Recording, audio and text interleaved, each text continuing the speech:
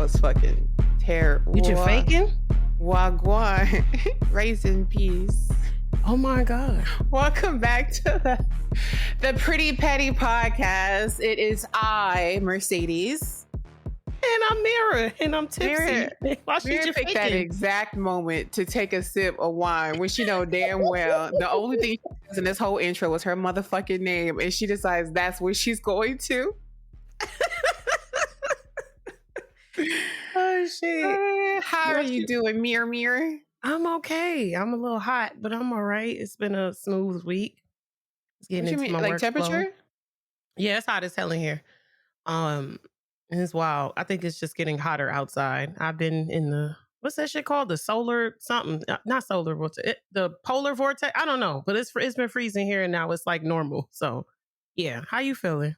Wait, hold on. What's the temperature in New York right now? Shit. Let me check. Well, I mean, I don't need the exact temperature, but I mean, like, is it hot outside? No, it's 37 degrees, but that's hot right now. It's hot when at this time of night it would normally be 6 degrees. I'm in central New York. It's freezing. Yes. I'm glad it's you and not I. That's wild. I'm really good. I'm really, really good. Good. What's the tea? I've just been, drinking my water, keeping my head down low, keeping my nose clean, staying away from fuckboys, working out, eating right. You love to see it. Yeah, I'm doing good. I'm good. And I do briefly want to do a recap though of shows that you still don't watch. That's for anybody crazy. who listens, who might be interested. I won't make it that long because I don't want to bore you. You But ain't boring me. I appreciate that you're drinking wine because I definitely popped like a small little Eddie before I sat down. Like small. Like my tolerance is like ridiculously low. So mine is too. yeah, even a smidgen of an Eddie would put me in the shadow realm. I don't do that till bedtime. Let's see. Okay, Love is Blind. I cannot believe you're not watching this. I get enough stuff from the time. I don't know. I just don't care for that shit.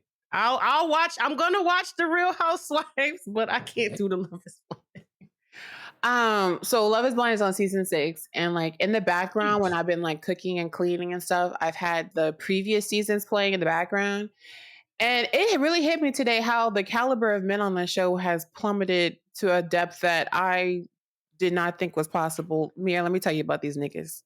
What happened? So by default, I mean, I've said this a few times, in general, in most relationships, I think the woman is too good for the man. I've said this many times. It really holds true on this show. So one dude, his name is Clay, and he matched up with a black girl. Her name is AD. Mm-hmm. And this man is sitting, they have their first meal together since they've met. And he is sitting across from her. He is slurping down. I cannot stand a nigga with bad table manners. I used to date this girl who would slurp her soup and chew with her mouth open. I could hear every chomp. And we got into a fight. Like it was an actual argument. I can't do it. I eat like I stole something, so I can't say shit. It doesn't bother me as much now, but I'm a Virgo. Like if we are at a restaurant, do not pick up the bowl and slurp it. My God. Oh, nah. See, now that's some shit I do when I'm by myself at home. If we're at home, I don't care. I'm at home in the private, you know what I'm saying, the comfort of my own home, I'm drinking the rest of the soup, you know what I'm saying? But out in public, no.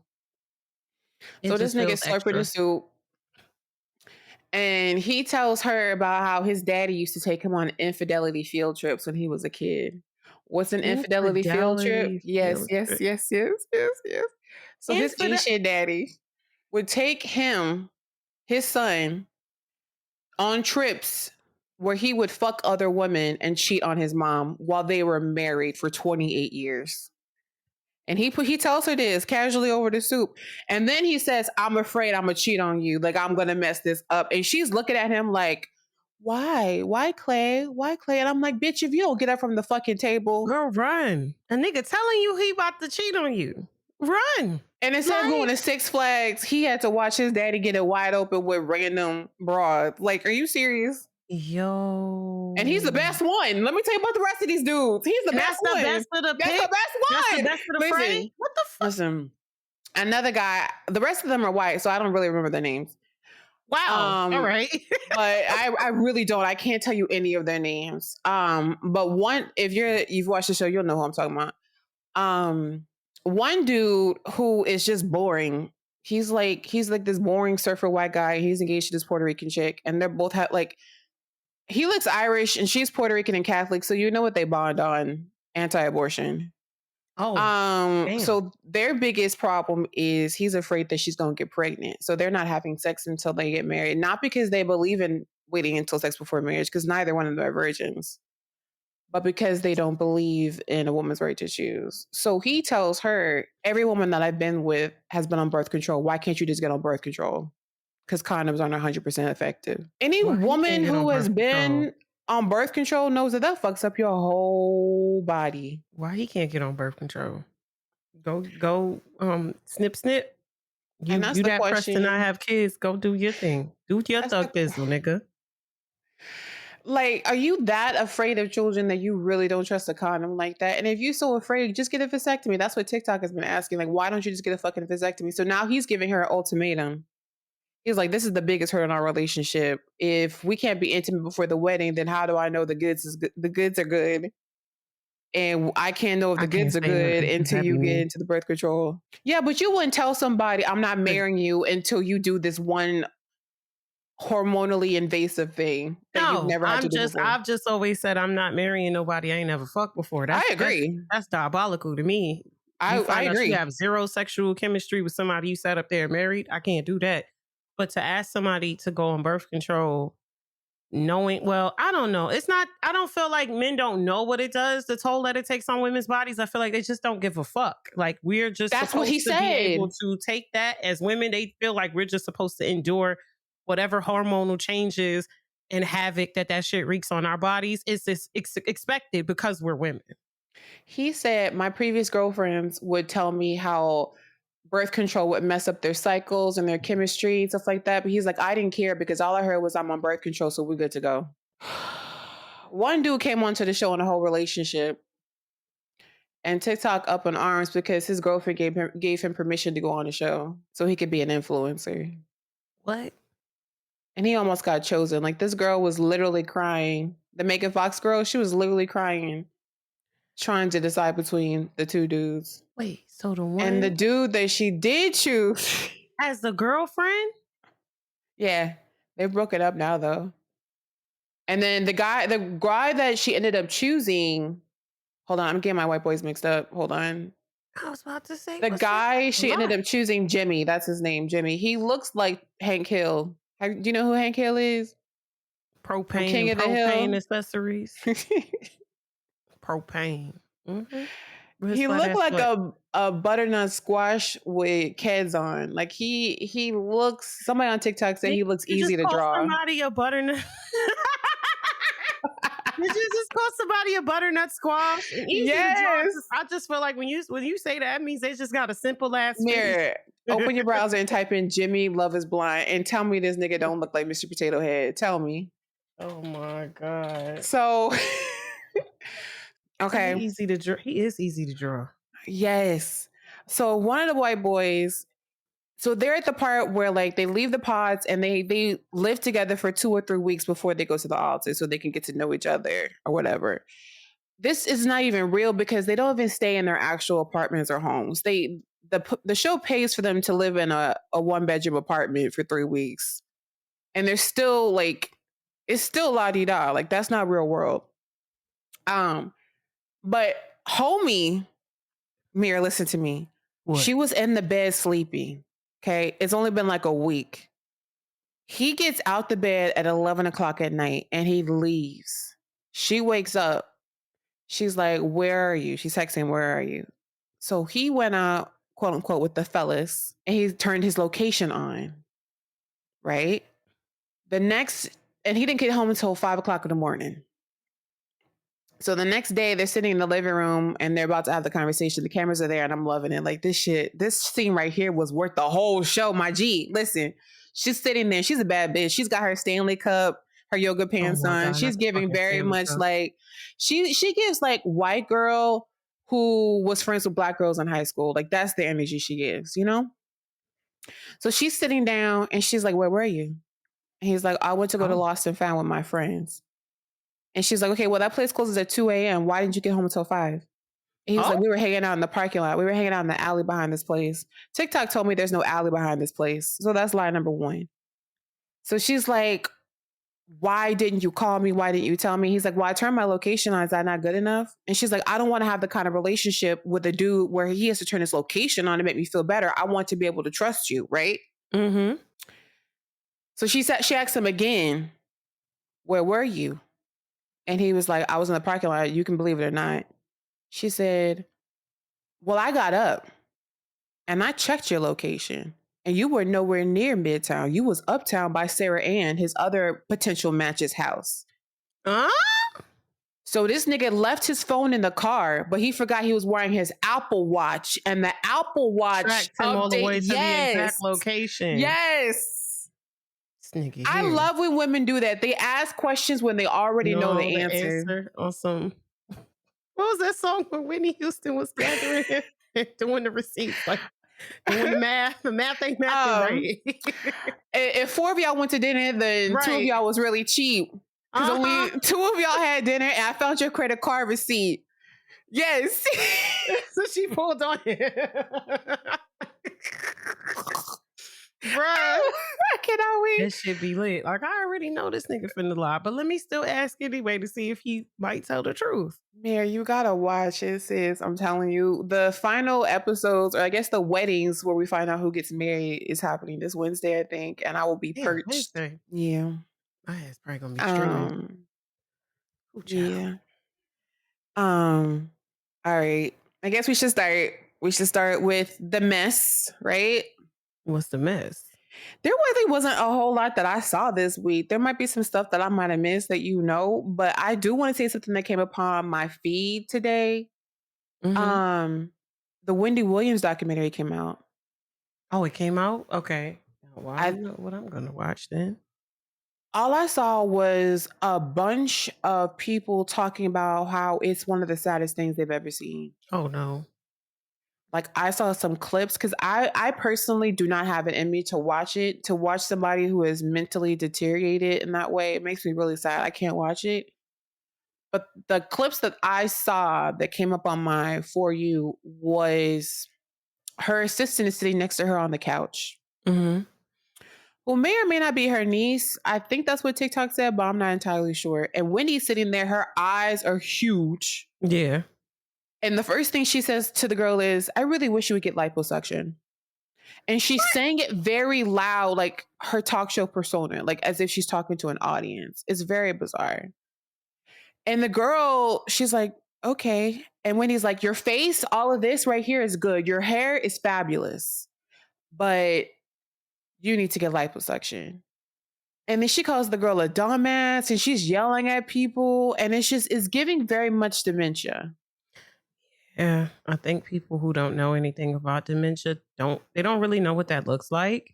And I've seen people upload videos of like their grandparents and family members and how they behave when they're suffering from dementia. So people have an idea because they're like, "Oh, she's so rude and she's so this. I couldn't deal with that shit." And da da da. And people are like, "No, y'all niggas don't know what dementia looks like. And let me show you what dementia looks like." And I've been seeing clips through these past few days of like different elders just bugging out. It's sad. It's It sad. But is.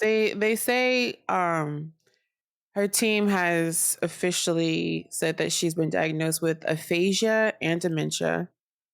The official statement is in 2023, after undergoing a battery of medical tests, Wendy was officially diagnosed with primary progressive aphasia and frontotemporal dementia. Aphasia, a condition affecting language and communication abilities, and frontotemporal dementia, a progressive disorder impacting behavior and cognitive functions, have already presented significant hurdles in Wendy's life. Wendy would not have received confirmation of these diagnoses were it not for the diligence of her current care team, who she chose, and the extraordinary work of the specialists at Will Cornell Medicine. Receiving a diagnosis has enabled Wendy to receive the medical care she requires. I didn't realize that there was anything that could be done about dementia. Me neither, to be honest. The way they kind of paint that out to be a death sentence, damn near. That is a lot. Did you see that they froze her account because they said her son was like in there with these huge ass purchases, 150,000 on this, 150,000 on the birthday party, and all type of stupid shit? Her son ain't shit, but I mean, tracks.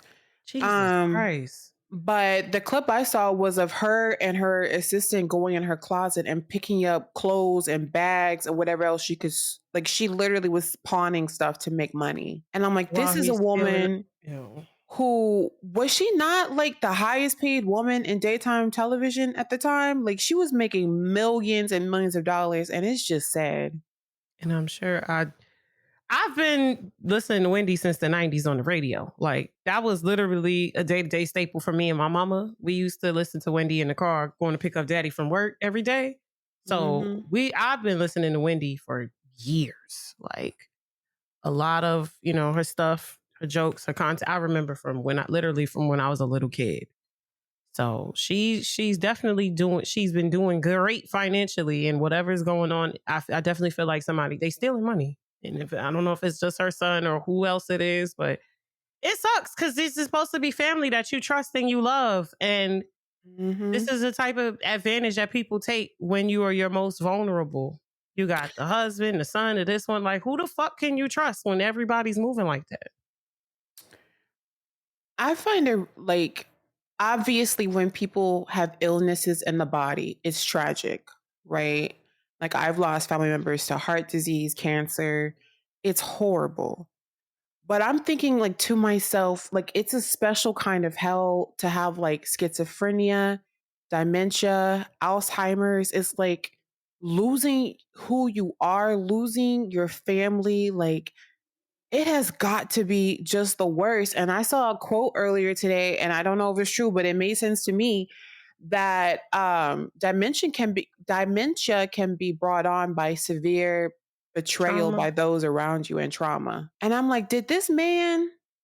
People were saying that, but I saw a couple of other people say that wasn't true, and that's not the case. Okay. That it's genetics that may or may not bring that on.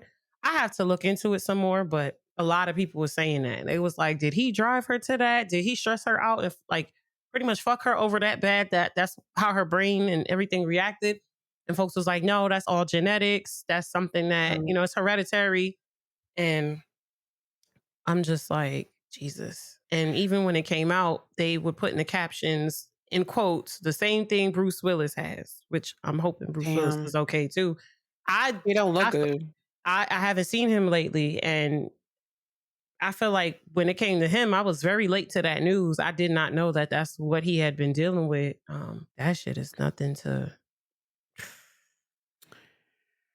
um Whatever you think about Wendy Williams, I don't think anybody deserves that. So, Not at all. my thoughts are with her, and I hope, her family situation gets better and she gets the care that she needs. So, from one fucked up story to another, America has a problem. Biden, I feel like somebody forgot to charge his battery back in like Have you been 2021. seeing that nigga tweeting? Who's tweeting from his account? Fuck his tweets. Have you seen Trump's tweets? We're going to get to Trump in a No, second. I've had Donald Trump But blocked on social media for years. I don't know what that meant. I girl, got him and his name and every variant of his name blocked for like, I don't know, it's been over 5 years now. What he did? I'm going to tell you what Trump did to the He colors over and there what he cruising did to for a Biden. bruising? What he did? So Biden, I mean, this is not news.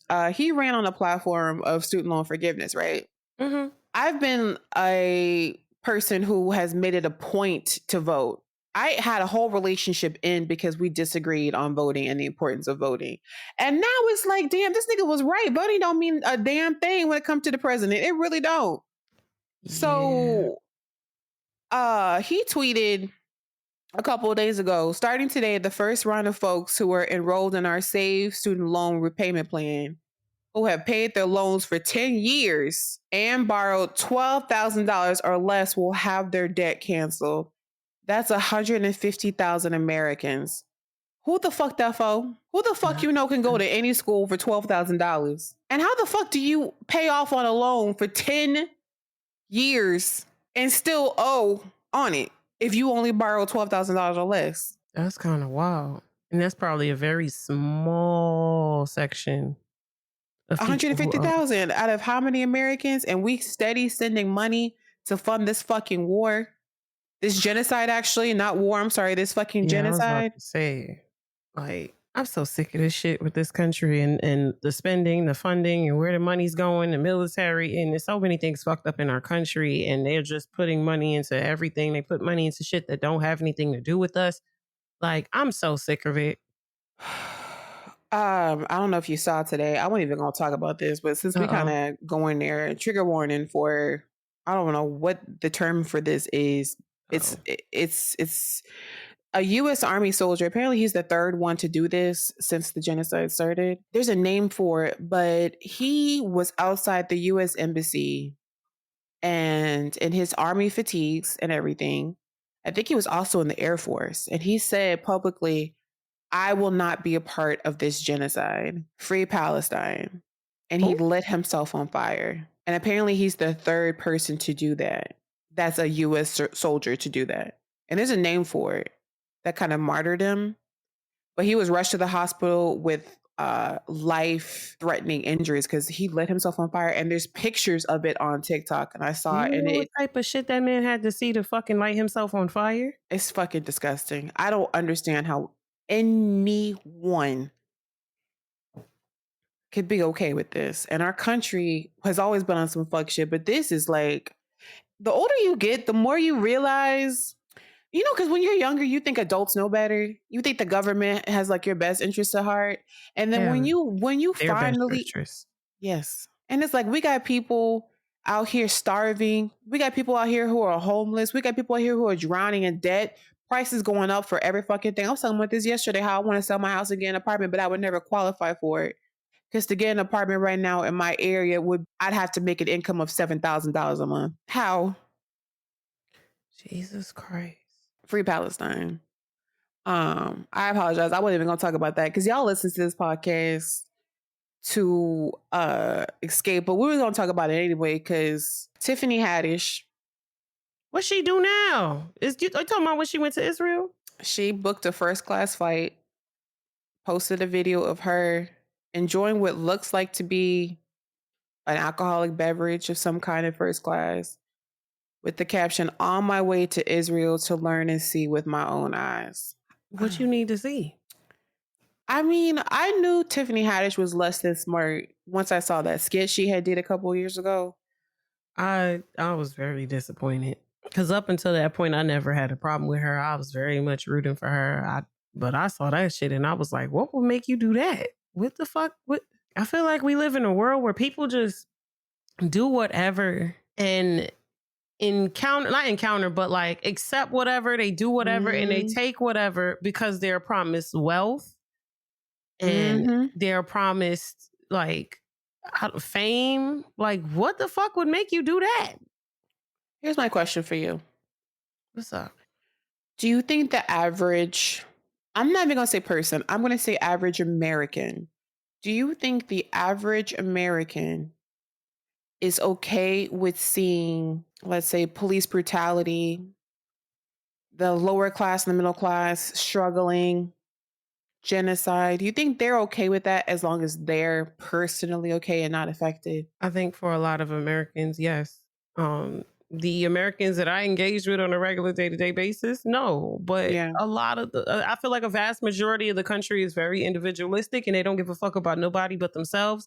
And there's a lot of things that people don't care about until it directly affects them. And as things shift, you will start to see different demographics and different groups of people coming out complaining about things that they never had the guts or the mutsy, whatever the fuck it's called. They never had the bravery to speak about it before, but now it directly affects them. So now you're going to see them speak out about it and complain about it. All right. For a little lighter note, for another show that you don't watch. Portia Williams Yeah, I saw that. So, okay. So there's a lot of theories going around, but if you haven't heard, Portia Williams, who allegedly stole this man Mm? off of Bravo Mm. TV, Simon Wabadia, they got married 15 months ago. And according to court documents, 2 days ago, she filed for divorce. Now, the issue here is not the fact that, a marriage in Atlanta failed, because that happened. That's happening right now. Somebody in Atlanta right now is getting divorced. That's not the news Jesus story. Christ. Not even 3 days before that, she had posted a video of them on jet skis in the ocean on vacation, talking about my ride or die. And then a couple of days later, she filed for divorce. Now, apparently, he has some legal troubles. He's facing deportation. And so the internet says that she's doing this to protect herself and they really still in love and there's nothing wrong. But also, the first comment I saw was, the day a Nigerian man divorces his American wife because he's afraid he'll be I almost said teleported. Poor Deported? child. I'm about to say, you be playing Sims. What you mean teleported? Deported? What you think, Mary? From what I heard, he was doing fraud. He was doing scamming and bullshit, and like you said, he's in danger of getting deported. What would that even look like if your partner's getting deported? Do I have to go back to your home country with you? Am I restricted to your home country? Because Portia would never. That's what I'm saying. So, like, what is the other solution other than, what I'm saying? We could stay together. This gotta end. But are you? Yeah, because how would that look as a married woman? That your husband is deported back to his home country and he can't come to America, or he can't see you in America, and I got to keep going over there. Like, I can't say I blame her if that's what's happening. Let me tell you why I know she will never leave the United States. She just signed a record-breaking, history-making deal with Bravo. So Portia is returning to Real Housewives of Atlanta, which means I will start watching it again. And in the deal that she signed, I don't think they released how much, but she signed a deal that would also give her the right to do scripted work for NBC and Bravo. And no other housewife has had that deal. So apparently she can start acting, doing whatever she wants, and she can expand. And that's what the housewives should. That's what these women should have in their mind. They should be like, okay, I'm on the Housewives. Let me use this to parlay it into an actual business or career. Spring, summer, September, fall. No, that's actually great. And they fired Marlo. Marlo looked boring. Marlo was just fucking mean. Like, not even shady, just mean. So Candy's out, Marlo's out, Portia's back in, Kenya signed again. As long as they don't, I really don't want them to add Phaedra. And I really don't want them to add anything. Listen, even if Portia hadn't been my favorite, the fact that she lied about what she lied about and started that rumor about Portia trying to about Candy trying to sexually assault Portia. You don't know about this? That's why Phaedra got kicked out the show. You serious? It came out that she was really lying about that? Oh, girl, you gotta watch that reunion. They found out during the reunion. I saw that, but I didn't know that's why she got kicked off. I was just like, you can't lie about sexual assault, bro. That ain't nothing to play with. That ain't nothing to play with. If her lying, she shouldn't come back to the show. Like, she should actually get in trouble for that. Especially Candy, who, in my opinion, is probably the most honest housewife of any franchise. I ain't never seen Candy caught in a lie. She shares shit she shouldn't share. But I will be watching because I love Portia. She is, when I look at her, I think about the body that I would get if I could afford it in the Dominican Republic. Why you going to the DR? Wait. Because that's how you get a body like that. That is how you get a body like that. You can't get a body like that in America? You can either get a body like that with several rounds in Miami or Atlanta, or you can go to the Dominican Republic one good time. Be careful, please, because I'm never going to go. I'm never going to do it. I know people that have gone overseas to get their body done and have died from that shit. I would never. I'm just talking shit. If I could. If I was going to do medical tourism, I'd go to Turkey. They be doing some good shit I over heard there. Turkey do some fire shit. I seen niggas' whole hairlines get replaced in Turkey. Like I've seen things that I didn't even know existed in Turkey. I was like, y'all doing all that They be over doing there? some good teeth. That's what I be seeing on TikTok. They be Teeth and giving good hairlines teeth. I be seeing. Speaking of shit. Uh-oh. Okay, let me not say that. Just because the show got so incredibly bad towards the end. Here's the thing. When shows get really bad at the end, it's hard for me to remember the good times. You know? Damn. Persia White, who played Lynn on Girlfriends, has been hinting, or people are taking it as a hint that Girlfriends is about to be rebooted. Did you know Kelsey Grammer is the producer? Ain't that fucking wild? That always makes me laugh. As somebody who used to watch Frasier a lot when I was younger, that makes me laugh. You watched Frasier? I loved Frasier was my background noise, but I actually was like watching the show and playing my game. Yes, that was my background noise. Hold on, is Frasier like your top white sitcom of all time? Honestly, yeah. If it's that and like Will and Grace is up there for me, but Frasier is up there for me. Were you ever into Golden Girls? Huh? Oh yeah, Golden Girls definitely is like top 3. That Golden Girls is up there. This is how opposite we are. I don't like none of them shows you just mentioned. Oh, I love Golden Girls. No, I was a Designing Women girl. Oh, see, I didn't watch that. I didn't watch that. But yeah, Golden Girls is my shit. Frasier was my shit. And Will and Grace, I watch sometimes. But yeah, no. So that doesn't surprise me. And Kelsey Grammer seemed cool. Like I like his stuff. So I found that out and I was like, oh, that's funny. Like I actually laughed. Like what? I was like, okay, good on him. I'm trying to think what my favorite top white sitcom would be. I don't understand the hype around Friends, and I will always say that. You know what I'm saying?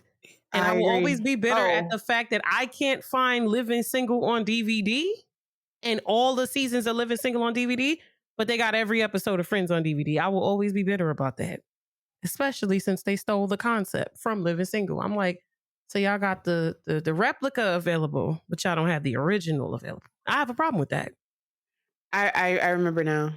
My favorite white sitcom. What is it? Malcolm in the Middle. Not the you're not the boss of me now. You're not the boss of me now. Yo, that show sometimes it's still so funny.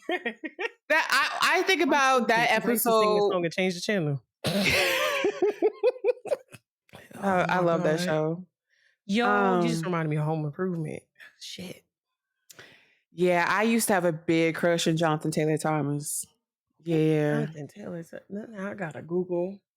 Oh my God. I had so many posters of that nigga on my wall. He was my first white boy. Him and Devin Sawa. I wanted to lay down and have interracial babies with them so bad. Oh, the boy from Home Improvement? Really? Yeah. I loved him. I'm trying to. I loved Roseanne too. Yeah, until I got older and found out she was a piece of shit. I loved watching Roseanne. I love that. I was that broke my heart. I was like, not you, Roseanne, damn. Do you think the reboot would be good? The Girlfriends reboot? I think it would be fine, but depending on how they do it. But I'm be honest with you, I'm fucking tired of reboots. And I was seeing conversations like today, and I've been seeing conversations lately about reboots and remakes, and I feel like Hollywood is like running on fucking nostalgia, and it's annoying because there's so many fresh new ideas that people are actively out here creating and pushing for the things to be seen. And this nostalgia, this reboot after reboot and live action of things that already exist is gatekeeping a lot of people from pushing new ideas. So then we have the trend of reimagining things in Black, whether it may be artwork, creative things, animation. And they're like, well, why don't you just make new characters? And it's like, bruh, the new characters get ignored. Everybody's stuck in this reboot nostalgia thing. And a lot of new ideas, concepts, characters, IPs are being ignored and pushed to the side.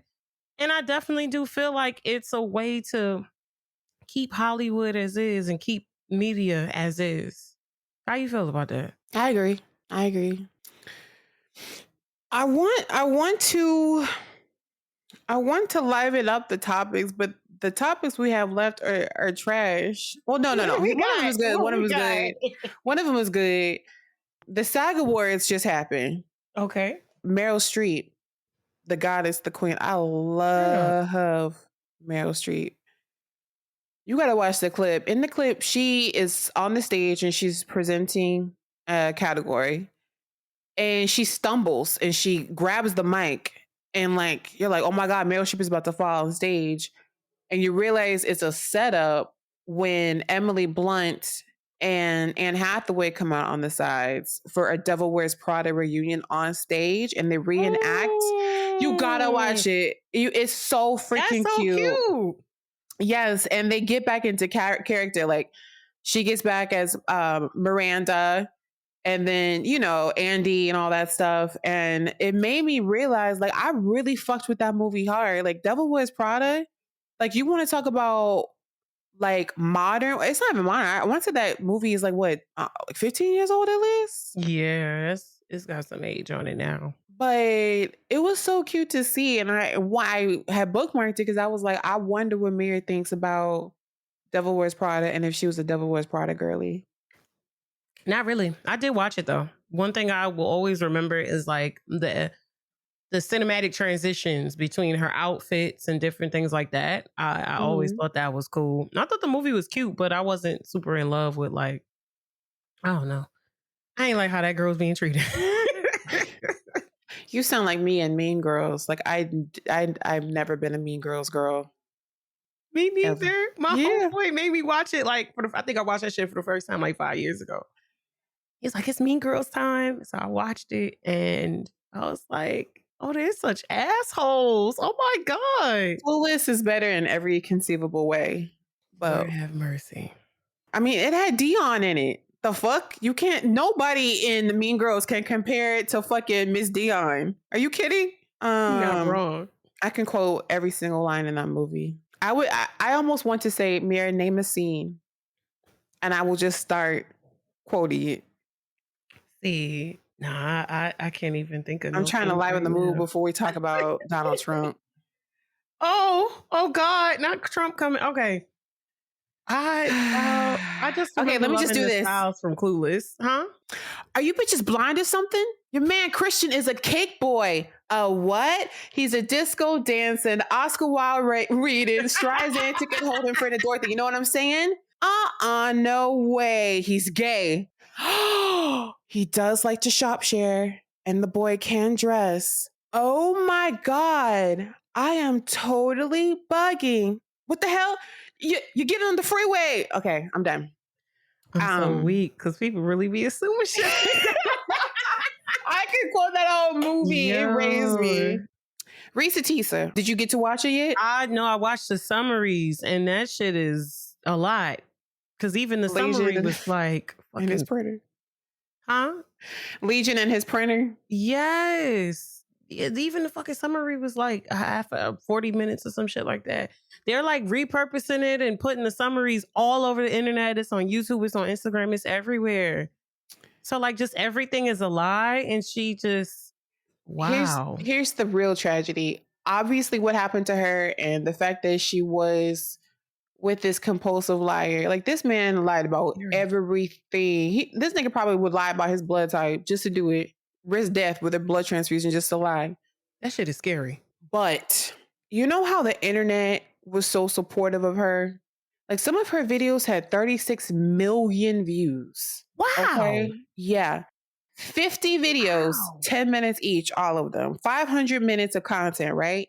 Mm-hmm. She entertained the world really for hours on hours. Yes. People were talking about how like they clean their house from top to bottom. People were having watch parties. Like it is a cultural phenomenon, right? So she's experiencing all this attention and people are thinking, okay, she's got a lot of money. That's TikTok money, right? So you know what naturally happens. Because this is what we do. As Black people, this is what we do. When we see another person getting a bag, we pocket watch. We compare. We try to figure out why they deserve it. So now people are questioning the integrity of her story. They saying she a liar because she's successful or her videos were successful. But can I tell you something? Mm-hmm. They're saying that they are on social media making all types of assumptions on how much money she raked in from that story and Oh, that that's what I'm about to get saga. to. And do you know what TikTok did? Yeah, so this is what happened. There's so many people making videos of quoting things based on her video count. People are starting to say that she made $100,000 a video, so on and so forth. She finally had to make a video explaining she ain't got money like that because so many parts of her video were taken down and reported. She had to re-upload videos. So the first 10 videos that she put out, she was not part of what's called the TikTok Creator Fund, which is the fund that gets you paid. So after the 10th video is when her content started to get monetized. But because she re-uploaded those missing parts, she got suspended for 30 days from the TikTok Creator Fund. What the fuck? So no videos that she makes for the next 30 days are eligible for money. They did that on purpose. They did that on purpose. I promise you they did that on purpose. Anything to prevent Black folks from getting $1. They did that on purpose. Because what would be the reason? Meanwhile, Legion, the fuck boy that she was married to, is posting this nigga. Wait, they found him? Oh, yes. That was the first thing the internet did. I saw that they said she was Did you see him? for her privacy. No. If he looked like a big toe, I'm going to be sad. No. He looks like if Arthur was on Geritol and had type 2 diabetes and his blood sugar was high. Like, that's what he looked like. That sounds chaotic as fuck. He's not attractive. And he's clout chasing. Of course, he did that thing. Oh, she lying. But he said... What happened? What that nigga say? Okay, first, he posted a screenshot of his bank account and the balance from the Cayman Islands. It said that his bank account was in the Cayman Islands, right? Mm-hmm. The internet did what the internet needed to do. Not sometimes. The World Wide Web is fucking horrible. It's a dark place full of negativity and corruption, but not this day. Somebody went to Wikipedia, typed in the fucking word checking account, and there was a screenshot of that exact same image that nigga used to show his bank account balance. All he did was Photoshop his name on the example of a bank account balance that's on wikipedia.org or .com, whichever. And then, because he's a fucking liar, he tweeted, "Hey, at Netflix, thank you so much for giving me a chance to tell my story." It's a video of him at the Netflix headquarters. The internet did, again, what the internet needed to do. And come to find out, it's a stock video of Netflix in Singapore. And this motherfucker... The fuck? Why is this nigga so committed to lying like this? Superimposed himself on that video. And niggas was like, of all the headquarters, Singapore, sir? Very much sleeping on the capabilities of people online. I'm gonna let you know this, and I hate to say this, but even knowing that he's a compulsive liar and a horrible person and a bad husband and a bad human, there are still women out here who are so thirsty they are in his DMs. I want to talk about that. And it's like, why these heifers so desperate and weird? And it's like, are you desperate for the attention that you would get from that? Because it can't be him. Hell. The bar is in hell. It's the same thing with TikTok, that TikTok couple, Charles and Miss Nutta. They was all in his DMs and they all want him. And I'm like, would y'all be running down on him like that if y'all see him in the street and y'all didn't know him from TikTok and y'all didn't know him from no place? Like, that man looks like he works at Take 5 Oil Change, that place where you pull up and you don't have to get out your car and they change your oil. And then they try to upsell you on windshield wiper fluid. That's what that nigga look like. So that's the windshield wiper nigga? That's what you... WWN. Windshield wiper nigga is crazy. I'm only going to... Donald Trump. Okay, first I need to say this. So he's actually on the ballot. Like, that's actually a thing. Okay. I cannot believe it's gotten this far. How the fuck did that happen? So Donald Trump beat Nikki Haley in South Carolina in the primary election, which this is her home state. So this is signifying to everyone that if this woman, this white woman, lost her primary election in her own home state, because that should be like, everybody knows, like, your home state is like a They're supposed guarantee. to root for you. Yeah, they not. Yo, And the misogyny fact is a that, motherfucker. not just that, racism, everything that he embodies. Yeah, yeah. No, I'm saying And misogyny because she a white woman. Misogyny is a motherfucker. And the fact that he won is really signifying that, yes, it will be another Biden Trump election. And I never foresaw either one of them running. Biden actually said that the only reason why he would run is to win against Trump. Because I think we all know, I think Biden also knows that his ass needs to go somewhere and sit down, sit in a rocking He chair on needs to get somebody's his porch Geritol and and just go drink his relax. Arnold Palmer. Exactly. But this is why Trump has been making headlines. So he did his rally. And at one point,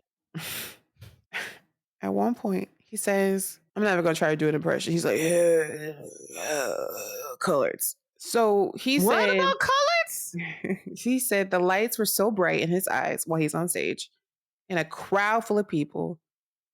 He's like, the lights are so bright. I can't really see many of your faces. All I can see are the black people.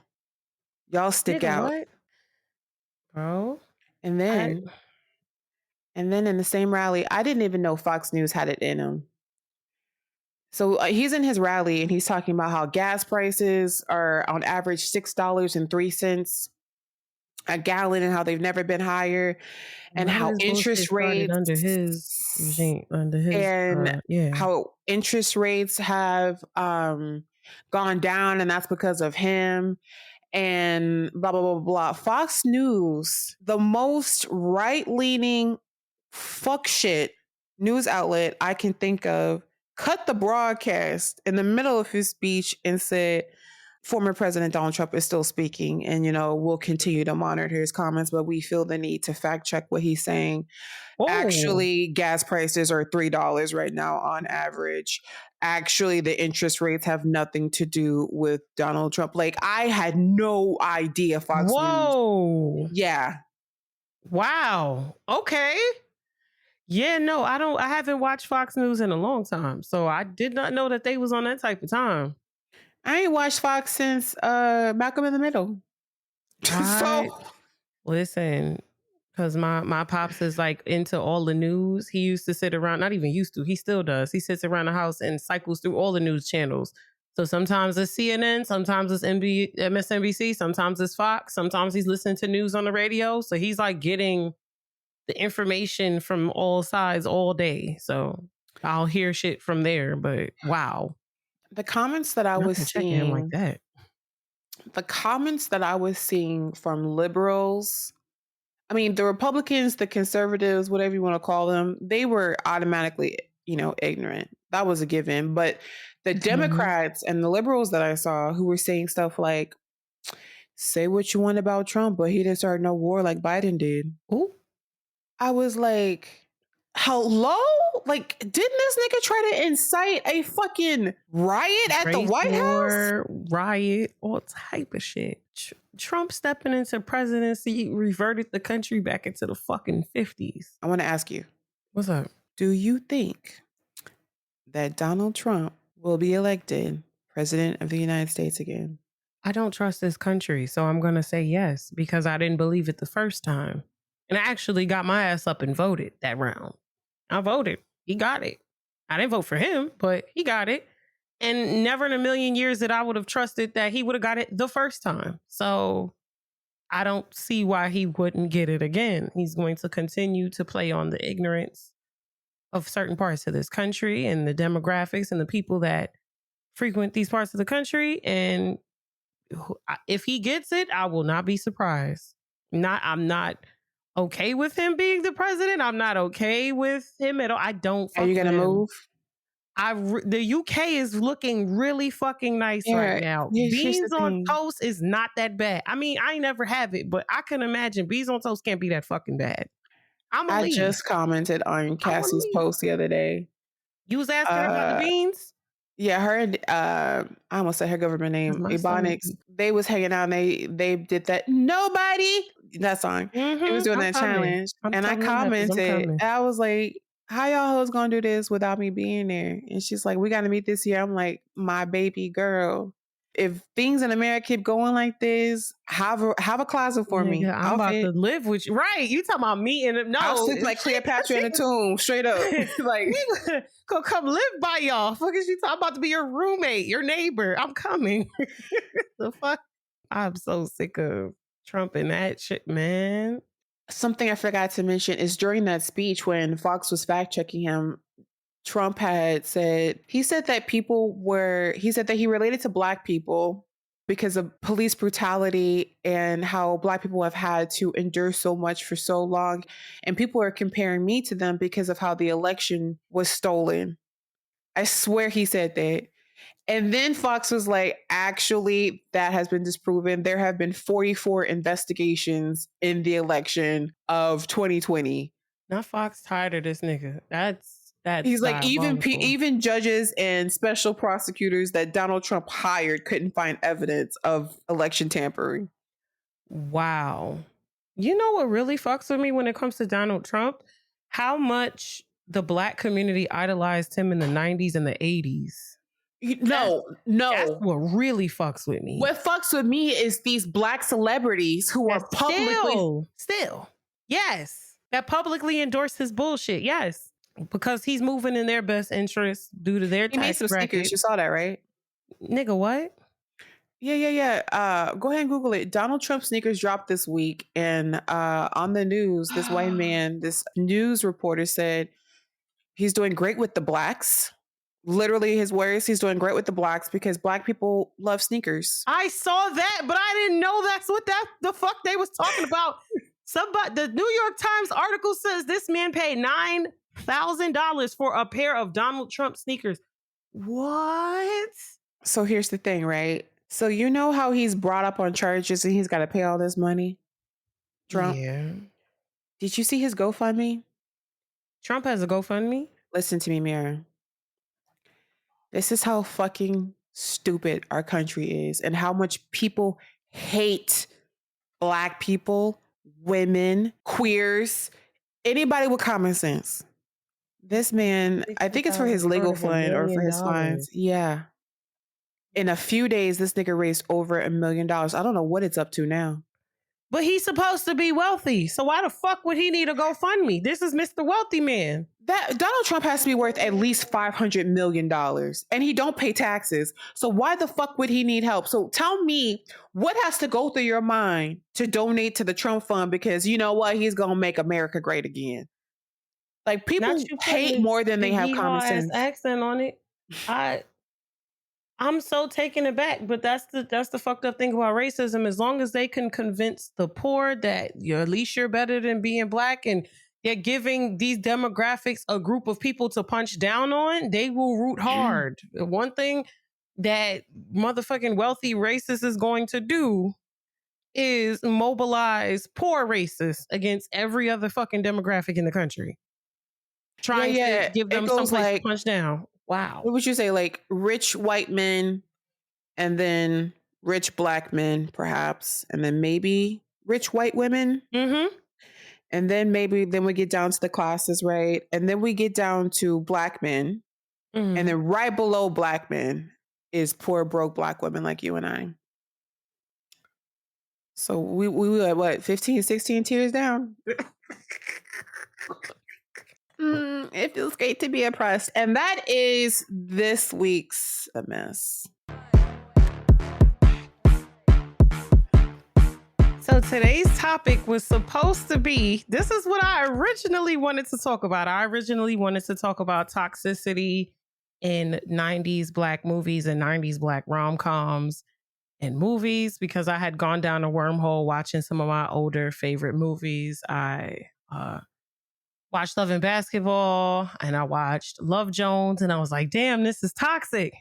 Wait, so what are we talking about now? And no, I'm about to tell you because, like, you know, you had me watch. You was like, "Yo, go check out Pretty in Pink." I watched Pretty in Pink. Hold on, no, you're not saying the title with enough respect. Oh. What? So this is what it was. Mary picked out 2 movies, and I picked out 2 movies. Put it like that. Yeah. So what are the 2 movies that you picked? I picked Love Jones and Love and Basketball. And I picked Pretty in Pink and Can't Buy Me Love. Yes. Can't Buy Me Love was cute. Pretty in Pink was boring the hell out of me. And it was stressing me out because they was mean as fuck in that movie. Saying that when Love Jones is right there is wild. No, but that's different. Love Jones is grown. I got you off track. Wait. Okay, so yeah, we're supposed to be. We already talking about the movies. We skipped the whole Okay. So Love Jones, we were supposed to be talking about the toxicity in Black 90s rom-coms and movies. And as I kind of, extended some research and watched some more movies, I realized, shit, there's toxic themes in everything. I did want to discuss Love Jones because I did notice some things in Love Jones that really bothered me when I rewatched it again a few weeks ago as an adult.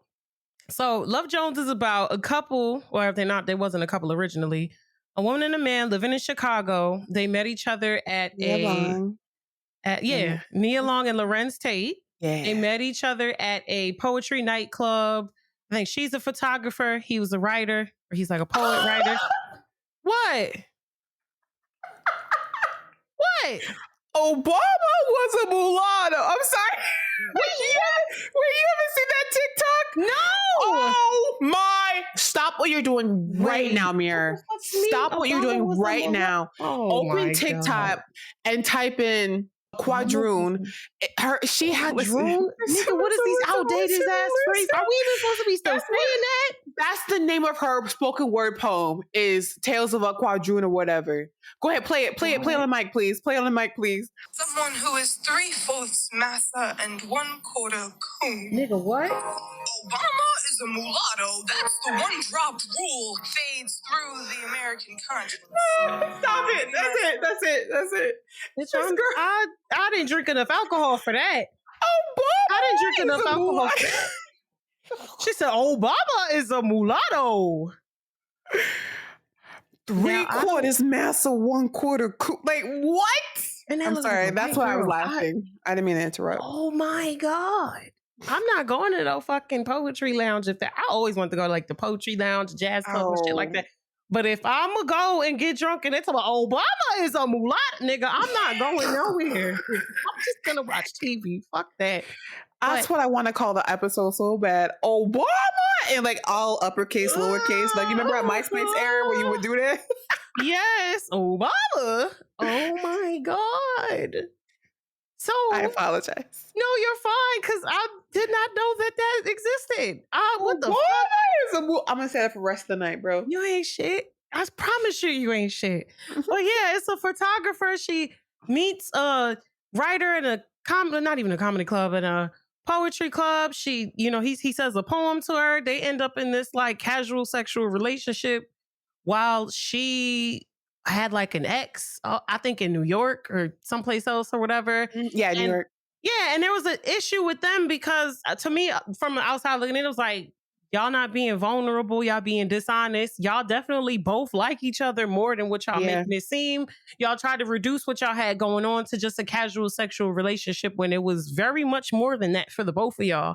And even your friends and the people around you could tell just how you talk about the other person. This nigga's cooking for her and she's doing all this shit for him. And, they both bullshitted. And when they had egos egos like a motherfucker. When they had a chance to talk it out, they diminished they tried to like, I guess, play off how they felt about each other. And I'm like, why do people do this? Why do people front like they don't really like people? Oh, we just kicking it. We just fucking. No, you like her, nigga. She like you. Like, what is that about? It was to the point where he even said some shit that I was like, oh my God, I've said that to niggas. Am I the drama? Is it me, Jesus? Like, I screamed, this niggas ain't shit. I forgot what it was, but he said something to her and I was like, I've said that to a nigga before. And I was like, oh my God, I'm toxic. I was like, is it me, Jesus? What the fuck? I scream, all this niggas ain't shit, and it's me. Have you ever experienced that? Where like you've dealt with somebody and you weren't as vulnerable or as honest as you should have been? Yes, but quick question. When was the last time you had seen Love Jones, you said? Like 2 weeks ago? A week or two ago? No, before that. college. So I had to be Okay, 18. yeah, I was yeah. between the ages of 17 and 19. Okay, so you saw it with like fresh new eyes after like a decade. Mm-hmm. Okay, perfect. To answer your question, because after this, I want to ask you like if your opinion of the movie changed as you've seen it, like as a more grown woman. But absolutely, absolutely. In every relationship I've ever had, I've had a problem with being vulnerable. For me, being vulnerable is like a fast track to rejection, or at least that's how I used to think. But did your opinion of the movie change? Like, 100%. did you love it before, and like now you're like, nah? I didn't love it before, but I liked it. But I also realized, like, I watched it with some like community members and friends in Discord, and I was like, "Yo, I think I like the soundtrack more." And the same thing with Love and Basketball. I think I like the soundtrack more than I like the actual fucking movie. Okay, I'm so on like, a star scale, let's do that whenever we talk about movies. On a scale of 1 to 10. the star I would have given it before would be an 8, and the star that I give it now is like a 5 or a 6. That's And the still 5 pretty or a high. 6 is still off of pure nostalgia, and like that's it. Cause that shit was so Um, toxic. I'm like, this is toxic. This is real shit because this is how people behave. But golly, so I don't have the same nostalgia because I had not seen this movie. It could not have been more than 2 years ago the first time I saw it. oh wow. So I saw this as a grown ass woman. 'Cause I And saw it as so a kid, and then I saw it in college, and then I saw it. so I would have given it a 2 the first time I saw it Mm. for the music. And now I'm gonna give it a 1 because it's so fucking boring and tedious and repetitive. How you feel about that is how I felt about Yeah, Pretty yeah, in yeah. Pink. We'll get okay. So let's switch off to Pretty in Pink then. Let me take over. Sit the fuck back.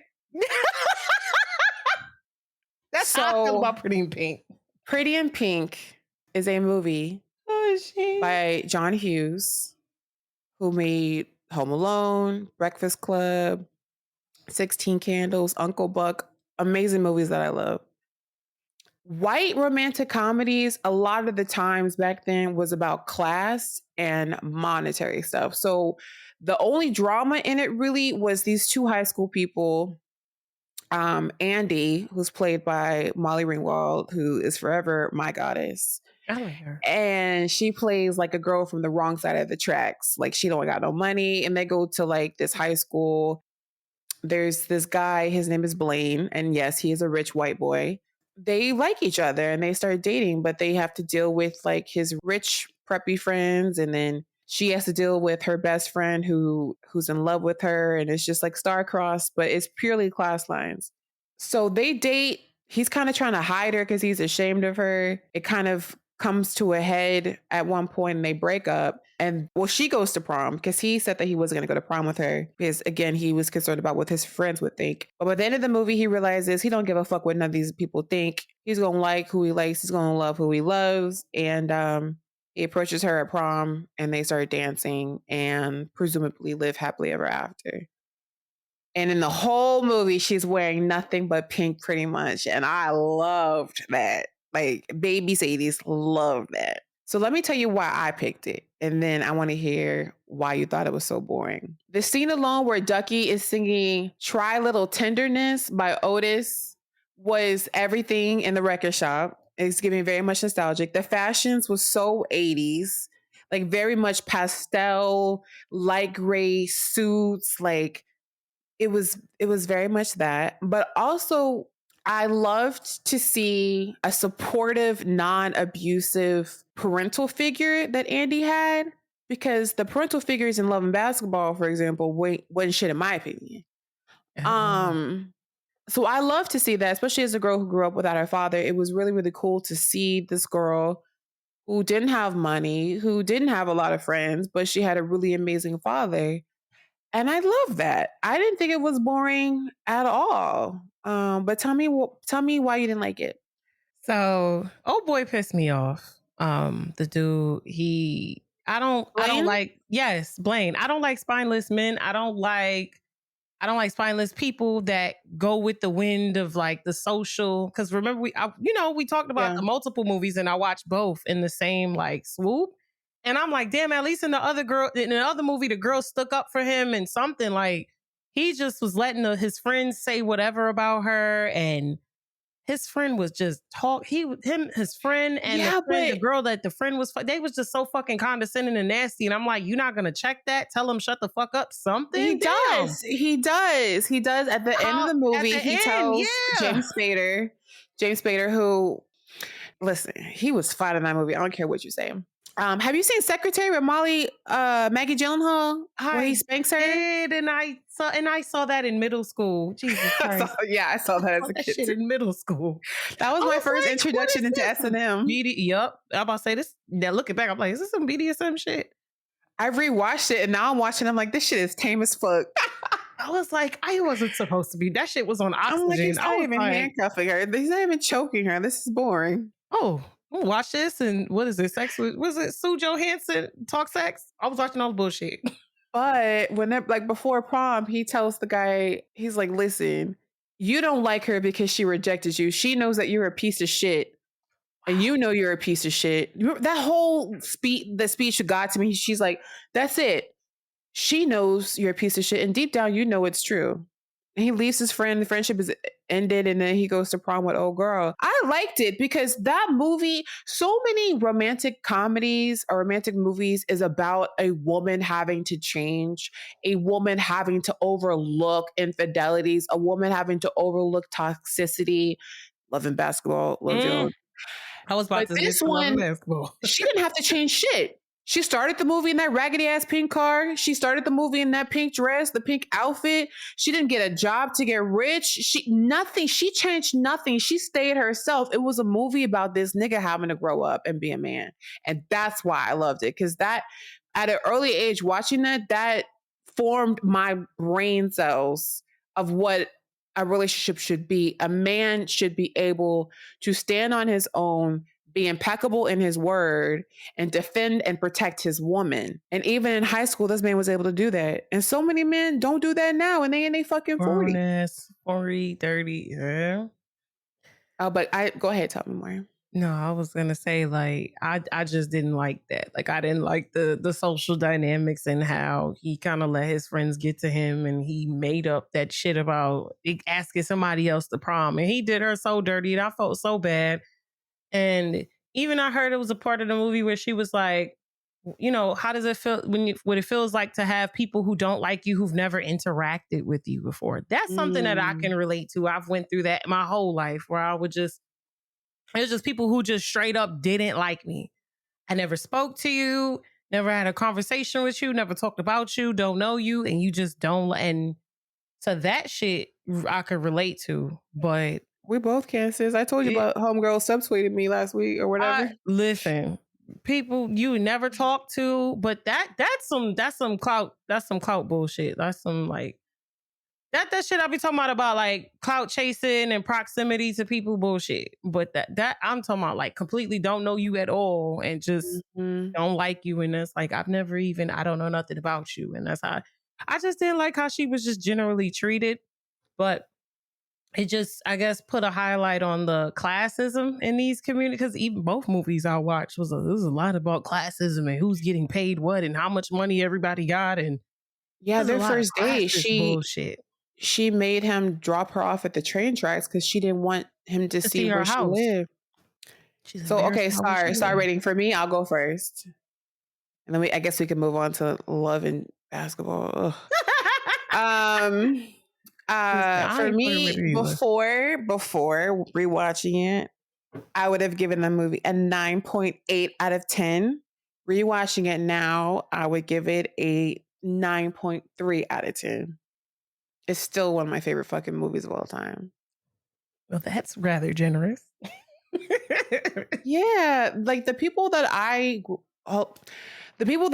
up watching and the women that I wanted to emulate didn't have big struggles and things to go through, like Hillary Banks, Regine Hunter, Lisa Turtle, oh my God, Andy from this movie. Yes, like I grew up admiring Maxine Shaw. And that perfectly, listeners, that perfectly encapsulates the difference between me and Mira.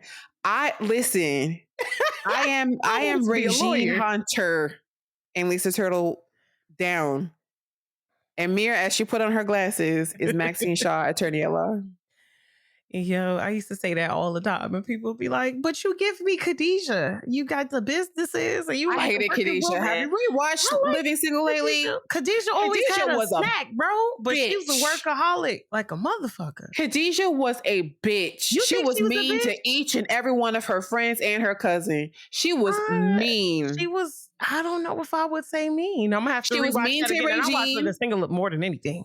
Regine had to move out. Khadijah was so mean to her. She was mean to her cousin all the time, insinuating how stupid she was and how she was so incompetent. Damn. She was mean to Max. Bullshit. She was mean. And Max was eating all their food. I feel like Max and Regine, they had a really great tit for tat relationship. Yeah. It was fun. I just felt like Khadijah came from a mean place. Just like Moesha. Moesha was a fucking bitch too. Oh no, Moesha was an asshole. I didn't realize that. They was like, Moesha's on Netflix. I said, let me go watch it. I'm like, bro, Moesha was really an asshole. I just feel like niggas was so excited to see Black representation on TV. It was a lot of things that like just was wrong with some of these characters that I'm like, bro, Moesha was really a dickhead. When she said, your butt need to go on a diet to Countess Vaughn in that episode. They was talking to Countess Vaughn like she was the biggest thing in the world. And I remember that episode where they tried to make it seem like Moesha had a big butt? Remember that? And then my whole life, I never remember Brandy having a fat ass. They tried to play her like she had a big butt. I will say Brandy has to be at least half responsible for the popularity of braids on girls in that time period. I wanted braids. Just her hair always looked good. I got her dolls and everything. I wish I still had them. I had her dolls in the boxes and all that. Good. What's your rating for Pretty in Pink? Pretty in Pink? Because it couldn't keep my attention. I was struggling. I'm going to say, well, since I never watched it before. Keep in mind, it is 30 years old. No, 40 years old. Yeah, I'm about to say that's more than 30. Jeez. Because this was so the think 80s. About the time period.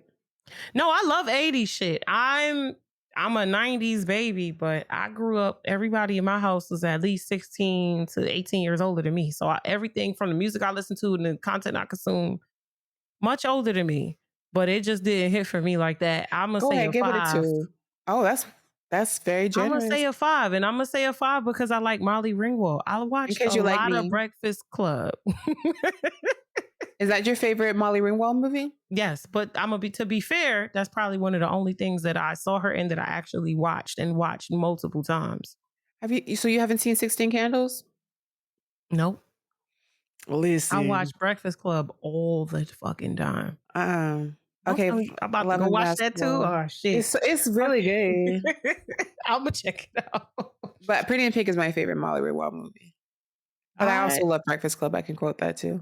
And I'm gonna be honest with you, I just actually came to this realization. I saw Pretty in Pink years ago, and I want to know how I know I saw it, because that scene where they was on the computers, I remember that from when I was a kid. So I'm like, I saw it, it just didn't appeal to me, so I don't remember nothing about it. I don't like the way she treated him. You know what I'm saying? It's Ducky? not that like you're not required to like him and this, that, and the third. But she told this he nigga would have opened his mouth and said something. He on the bed like, I love her so much. At no point did she lead him on. That man stalked her, Mirror. How would you say stalking if they friends? He would show up in places where she was not expecting him. He crashed her date. He crashed her workplace and pulled the fire alarm. So that nigga was a stalker. Stalking. Jesus He Christ. he was on his bike passing her house several times in the movie. What you mean? He was a stalker. And he would come over and talk to her daddy when she wasn't home. That's weird. Speaking of stalking, that's another thing for motherfucking Love Jones that I didn't care for. He wanted to know about her, and he got her information from the record store. Yeah. Like, why are people normalizing the stalking? She didn't tell you where she lived. He just pulled up to her crib because he asked the people at the record store where she lived. Like, what? Can we get this movie out the way? Love and basketball. Why you would just hate Love and Basketball?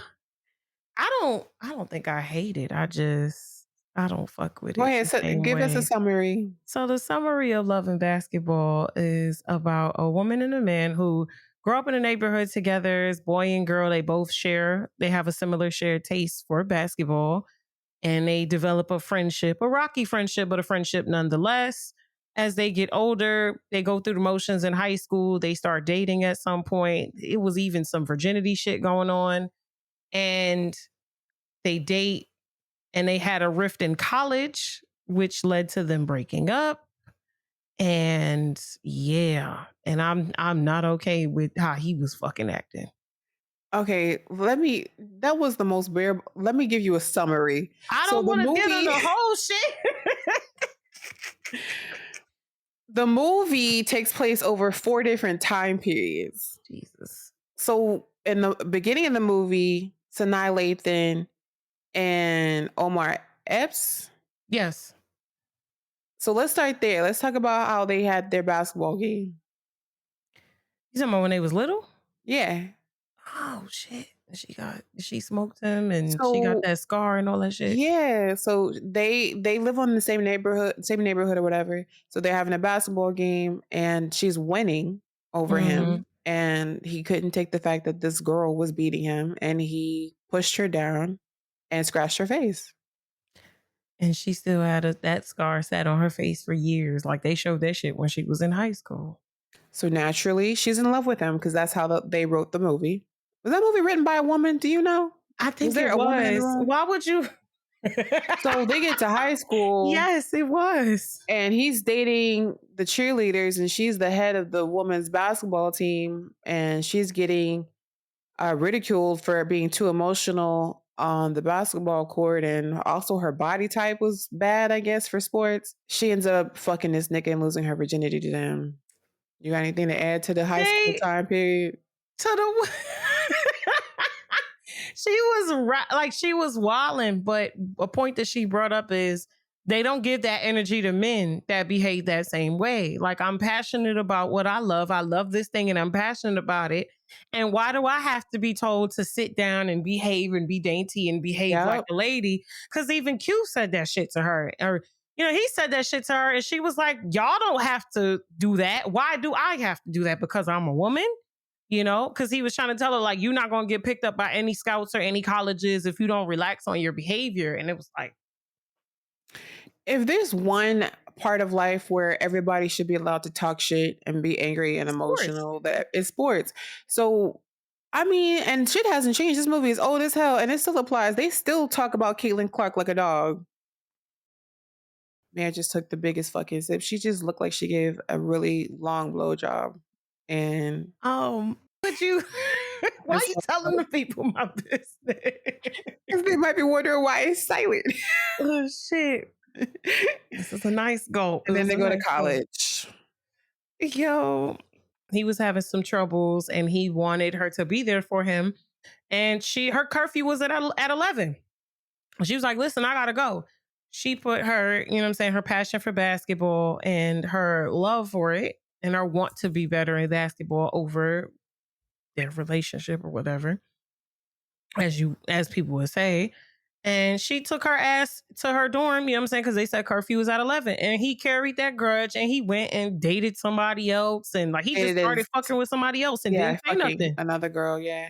I'm like, because she wasn't giving him as much attention as a star basketball player, or as a college you student. Play basketball like I play basketball. You, of all people, should understand how much time that requires. But what? Because I'm the woman, I'm supposed to just say fuck what I want and fuck my life because you are the star player? Dear listeners, you might be wondering, how is this a romantic movie? I have no idea why Black people consider this to be a romantic film and one of the greatest Black romance. Because they end up together at the end. I don't know. Because she put up with his physical abuse, his emotional abuse, his infidelity, his lying. Okay, so he cheated on her. He fucked with somebody else. She's out in the street talking about, yeah, whatever you need, I'll do it. And he's like, I don't think this is gonna work. I was like, oh my God, I don't remember this shit being like this. What is she doing? And they didn't speak. She went on to play ball overseas. He went on to the NBA. She comes back. Yeah, the Lakers specifically. I don't know why she came back to the States. She was in Spain doing big things. She even met up with a peer that she used to have beef with in college. They having a good chat. She goes back to America. I don't know why, but she knows why, because she wanted him. She comes back and finds out he's engaged. And this is that's the where worst we part of the see movie. Tyra Banks. Yeah. I was like, what the fuck?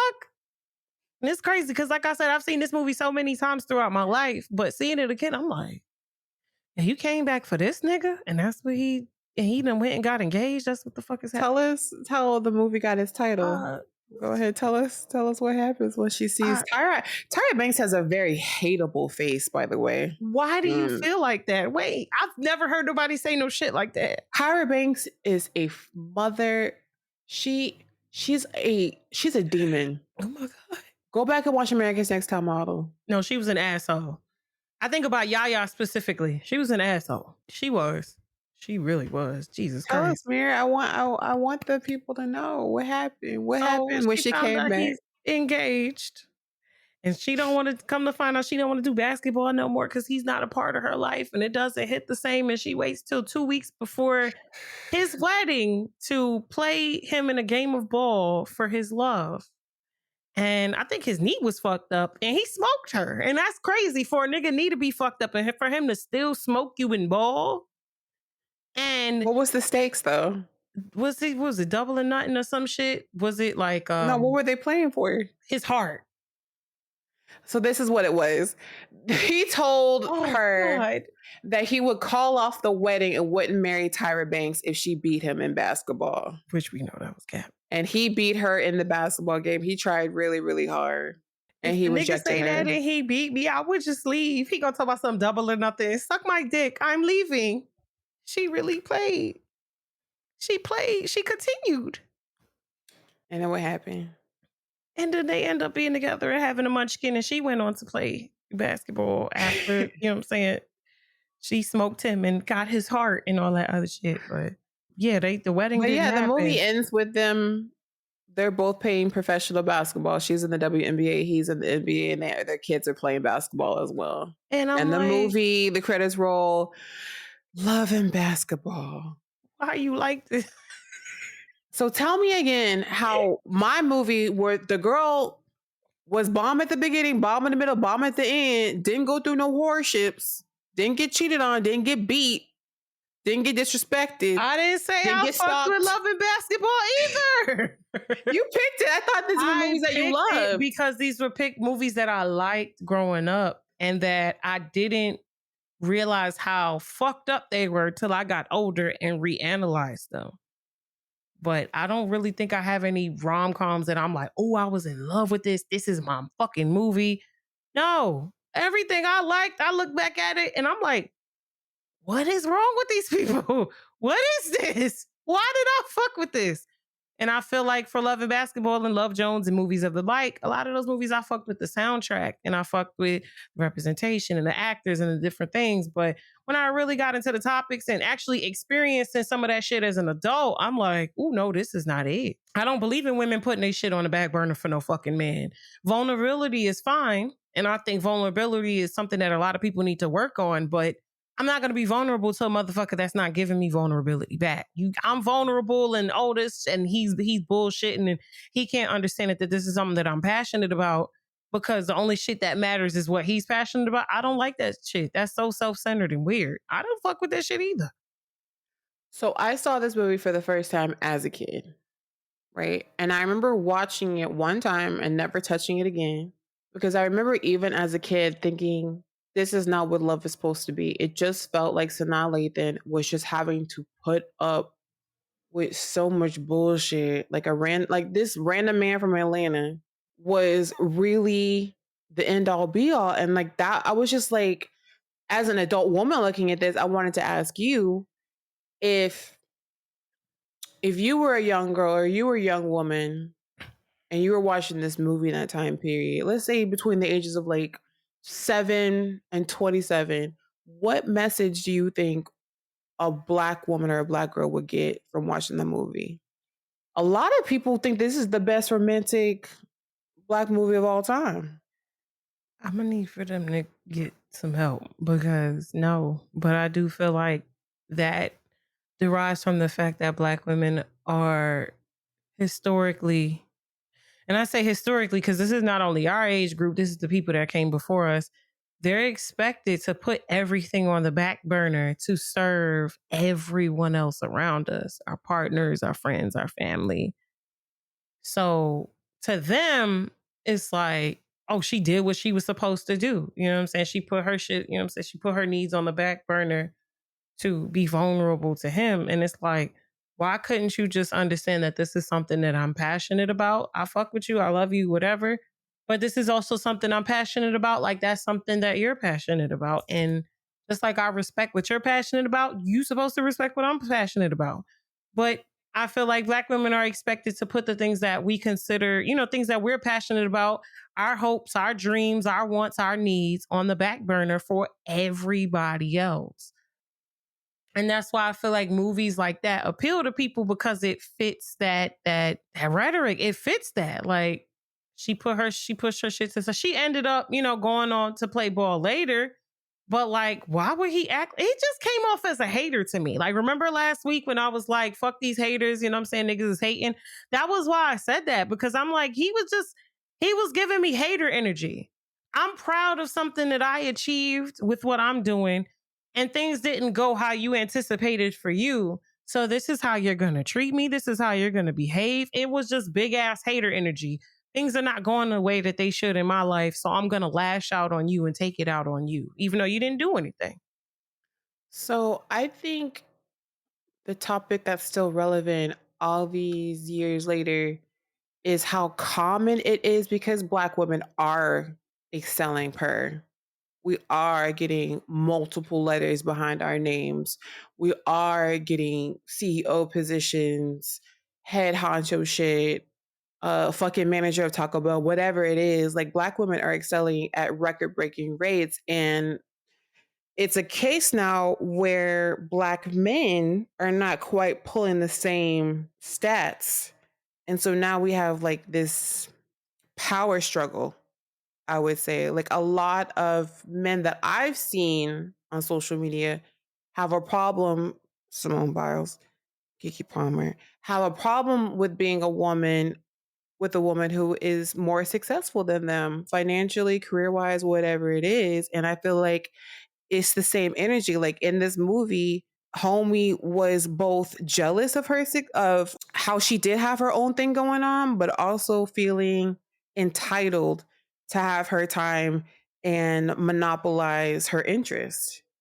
And I feel like that kind of rings true. I'm not saying all men, of course, but I do feel like that's true. There's a lot of men who want their woman to stay home and cook and clean and be at their beck and call, like a secretary. They want a Mm, secretary. They want a mother of their child. They want a cook. They want a sex slave. All that. And it's the still amount of relevant. times I've seen sitcoms where the man is mad because the woman makes more money than them, or weird ass scenarios, you find out she makes more money, or the woman doesn't want to reveal that she makes more money than the man because she Yep. knows that he's gonna start being fucking Yep. weird, is concerning. Yep. Like, that's a pride issue. That is a pride issue. So love and basketball, because we're already at fucking almost 2 hours. So we're gonna Oh my skip and God. buy me Lou. I'll just say it's my favorite movie of all time. I Watching it think all it the was time. cute. I actually liked it. So I would give Love and Basketball flat out 0.5 out of 10. If Yeah. you like, I fought with Mira to not make me watch this movie. Y'all should have heard the conversation. I was like, "What movie you picking?" Love and Basketball. You sure? Like, I Yes, was. because I was talking about the toxicity, love and basketball, and Love Jones. Yes. What you giving it? When I was little, I would give it a 7, but now I'm giving it like a 3. Ooh, Yeah. That shit gross. pissed me off. No, that shit pissed me off. Fuck you. That shit pissed me off. So I was like, damn, she can't want better for her. So I want her, like, you gotta be the only one. That shit, that's why I was off on a little tangent last week talking about niggas being haters. Niggas is haters. So, if we're gonna end this segment, what words will we use to summarize romantic comedies back in the day? And what's the takeaway message? Don't emulate the shit you see on TV. It don't matter what demo it is, Horrible because role all the models. demos got bullshit. Everybody got bullshit. Don't emulate the shit you see on TV. And the message I would give you is Black love conquers all. Infidelity, So sick of you. lying, Bye. abuse, physical I'm and drinking. emotional, gaslighting. Get your Black king. Saying this shit. Nigga, did you just snort? I'm saying this shit. Yeah, okay.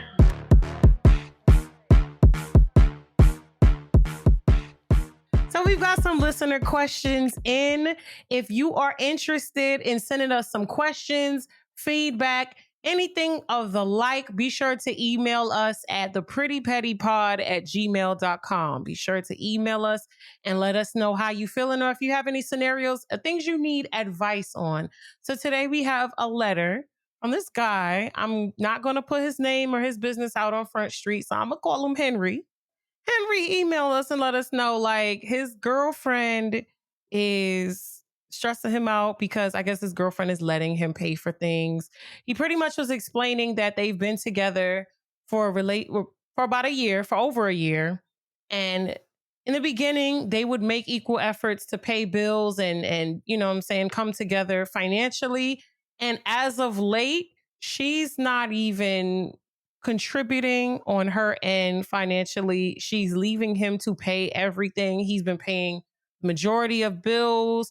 When they go out to eat, he's paying for everything. And he's saying that she expressed that she felt that they had become a closer couple. He's not understanding what that means. And she pretty much is leaving him to pay for everything, despite the fact that he does not come from a wealthy background. He's not rich. He's not rolling in the dough, but she's pretty much leaving him to pay everything when it wasn't like that in the beginning. Cedes, how do you feel about this? Well, what's his question? What should he do about this? About her not paying money? Yes. You say so? Is he valid in feeling some type of way that she's not contributing to the relationship? I mean, everyone's valid to feel however they want to feel about whatever they want to feel about. In terms of your girlfriend, right? Are they married or are they dating? They're not married. They're dating. First of all, girl, sprinkle, sprinkle, good job. This is the wrong question to ask me because he should be make his pockets hurt. Da da da da da da. Like the fuck, he should be paying for the trips. He should be paying for dinner. Like, are you okay? All right, I get it. You're a new wave thinking sort of gentleman. I got it. Got you. No, new wave thinking. What is a new wave thinking gentleman? Wait.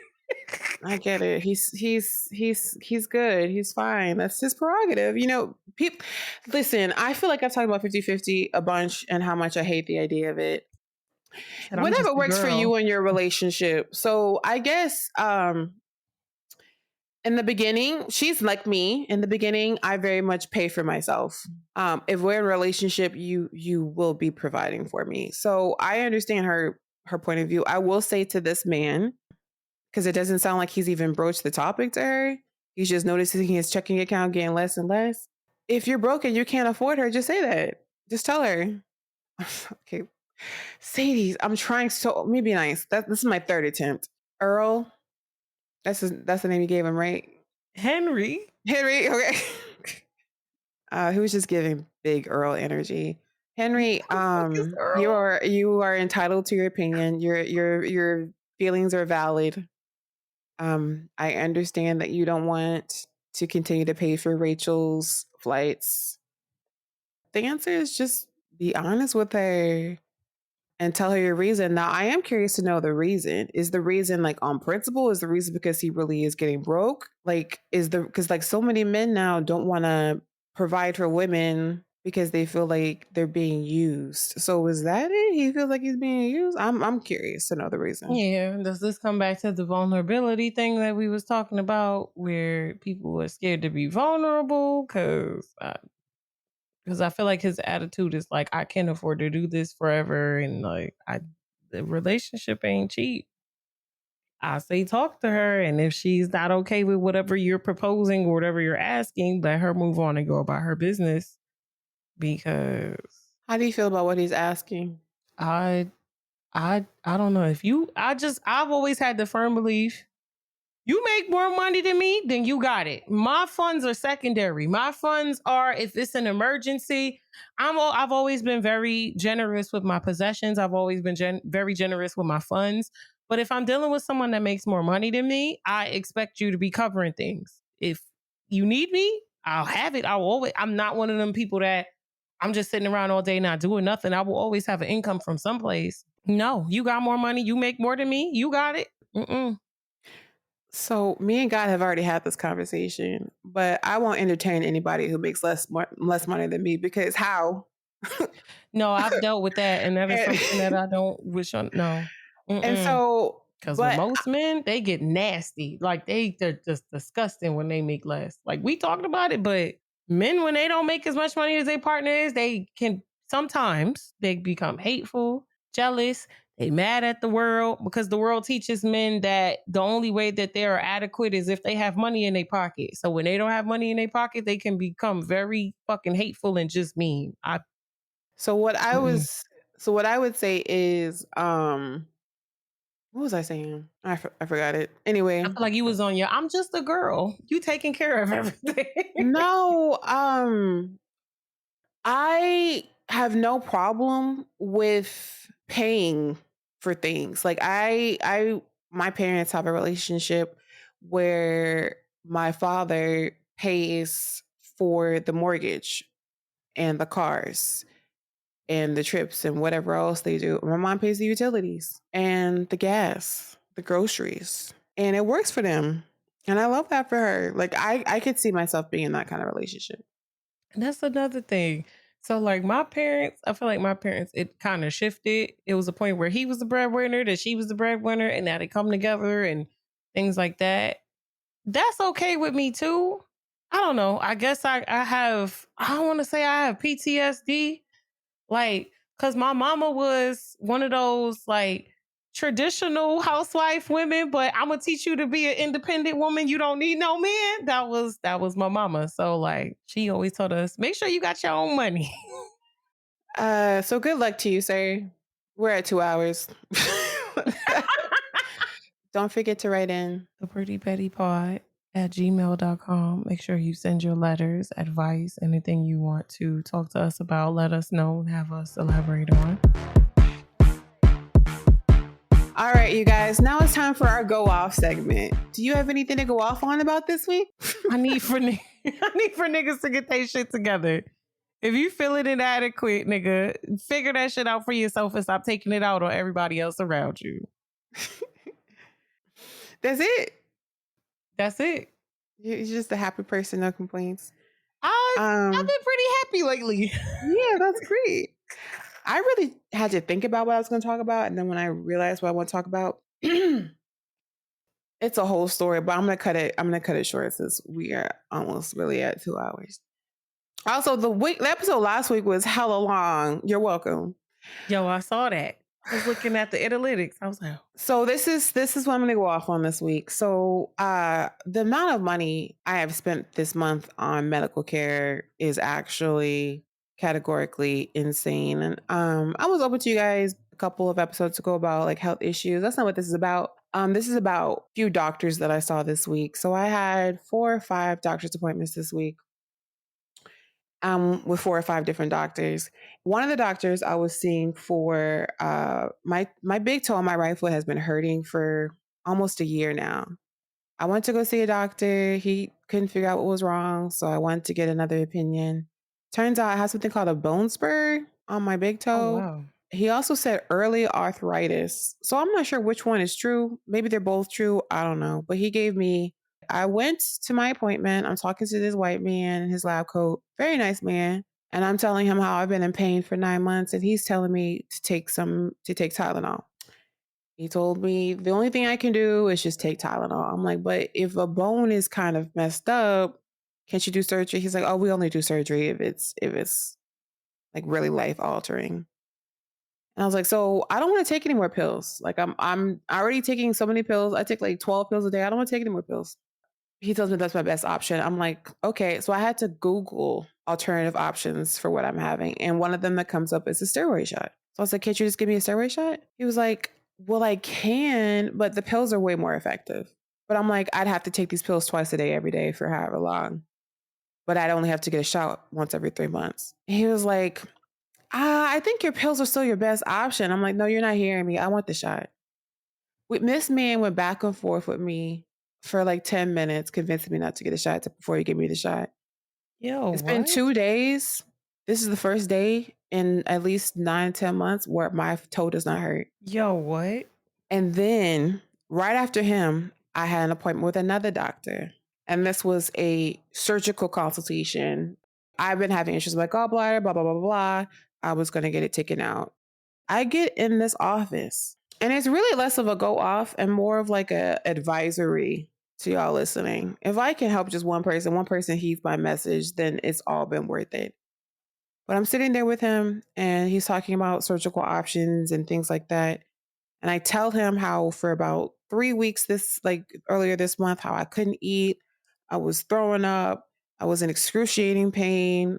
And then I told him how I did a cleanse and how I've been eating better and I haven't had any problems. And he's like, go with that feeling. And I said, huh? Because I've been to the emergency room for this problem, y'all, for going on 3 years. And I've been to the emergency room. I still have like $4,000 in medical debt from emergency room visits because of my gallbladder. I've been several times. And all I wanted to do was get this thing out of me. So I'm like, okay, but here's the thing. This very month, there was 2 weeks where even eating Cheerios would upset me. I was chugging like 12 extra strength Tylenol a day. Like it's been a problem, but you're telling me because I've been feeling good the last week that I don't need an ultrasound, that you don't need to look inside of me and see what's going on with my gallbladder. He's like, just go with what you're feeling because we can do an ultrasound, but no matter what it shows, it doesn't really matter as long as you feel good. That sound like bullshit. That sound like he don't want to do his job. So I, again, had to go back and forth with this man. I paid the copay for this appointment. And I did not pay that money for this man to sit down and tell me that there was nothing he could do for me. I told him, no, you're giving me an ultrasound. And he finally relented and ordered one. And I still haven't had one. They said I have to wait 2 weeks to get one. Ain't that some bullshit?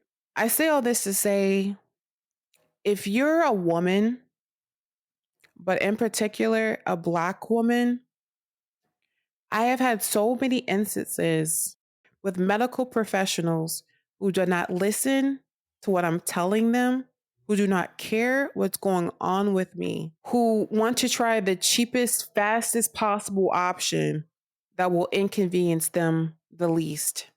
So my plea is that you are your own advocate.